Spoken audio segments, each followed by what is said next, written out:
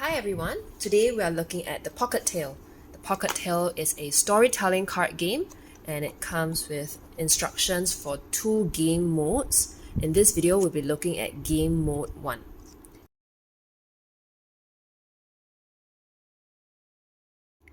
In game mode 1, the aim of the game is to be the first person to publish your story. So how you win is when it's your turn, you lay out all your story cards in your hand between the starting and the ending card. You read out and explain your story. If you're able to convince the rest of the group that your story makes sense, that your story cards form a coherent story, then you're the winner of the game. In game mode 1, you won't need the personality cards, so you can put them aside, and you won't need the 2 I take that back action cards, so you can also put them aside. What you will need are these 2 cards, the Once Upon a Time card and the The End card, and you want to place them down on the table like so. For the rest of the cards, we're going to distribute 7 cards per player. That's 1, 2, 3, 4, 5, 6. And the rest of the blue cards, you put it down in the middle as the draw pile. And that's our setup. Instruction cards say that we should be distributing 7 story cards per player because this is like a really serious English game. But if you want to play with younger kids or if you want something less challenging, you can reduce it to 4 or 5 story cards per player if that works for you. So what you have to do is you have to read all the story cards in your hand and you've got to try to put them in the right order so that your story makes sense. So for example, if I have this card, it says, "On and on they went, huffing up hills and sailing down slopes. Exhausted and lost, they finally stopped to..." It wouldn't link very well to make shelves to put things away. You wouldn't really see a link between being exhausted and lost and then therefore proceeding to make shelves to put things away. So this wouldn't really be considered a very coherent pairing. But what you might do is if you're exhausted and lost, you might want to stop to recharge with a burger. Now that makes sense because if you're exhausted, then putting some food in you would help you to recharge to get more energy. So then this would be a coherent pairing.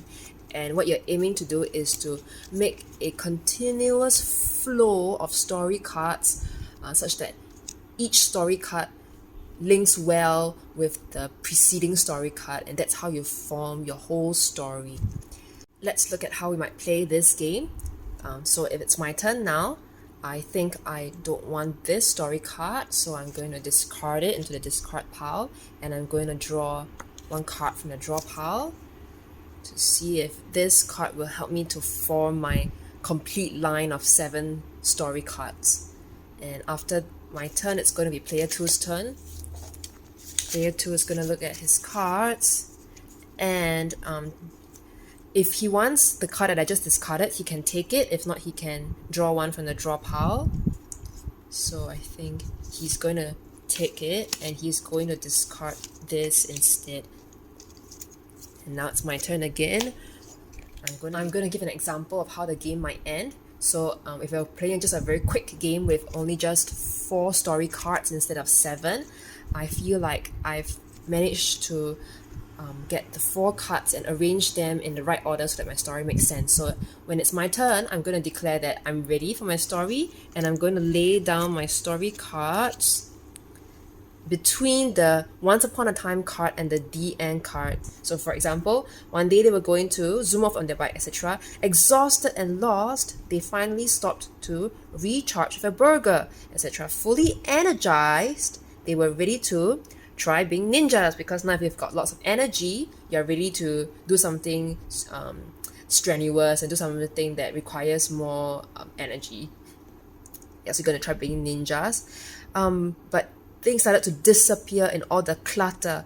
They sighed and went to make shelves to put things away, because if things are scattered all over the place and if things look really cluttered, you would want to put them away on shelves to make things look neater.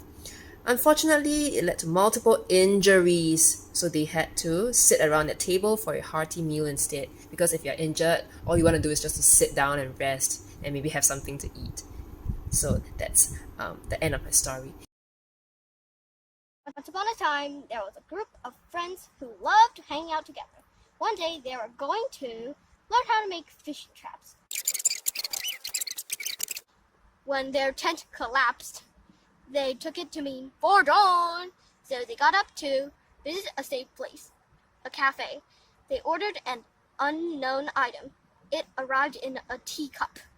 Tummies growling, they went to sit around their table for a hearty meal instead. The end.